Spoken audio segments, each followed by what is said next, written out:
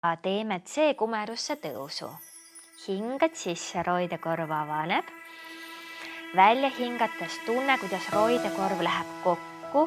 Lükka õlad ja käed puusade poole, tõsta lõug rinnale, nii et vaatad naba poole.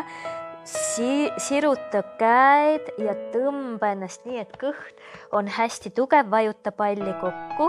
Tunned, võib-olla väriseb kõik siit, kael peaks jääma vabaks. Ehk siis hingates välja pumpad 3 korda, hingates sisse pumpad 3 korda. Kõht töötab, jalgu vajutad tugevasti kokku. Lülisemas pikeneb, isegi kui ta on natukene sellises C-tähekujulises asendis. Kui sul kael väsib, langeta pea ja jätka kätega veidikene kõrgemal pumpamist, keha hästi paigal. Siis võid jälle vahepeal tõusta, tugevad kõhulihased, eks? Mida tugevamaks kõht saab, kaelalihased muutuvad ka vabamaks, nii et anna endale aega, hinga. Nii, tõmba jalad siis rinnale, langeta pea, vajadusel tee siit nina ringi, O-tähte joonistad lakke.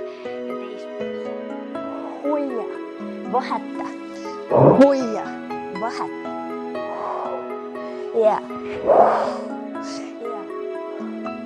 Jalgadel, nüüd veered alla, kõverdad jalad, tuled läbi kõverdatud jalgade hetkeks istesse, nagu sa pallina veereb.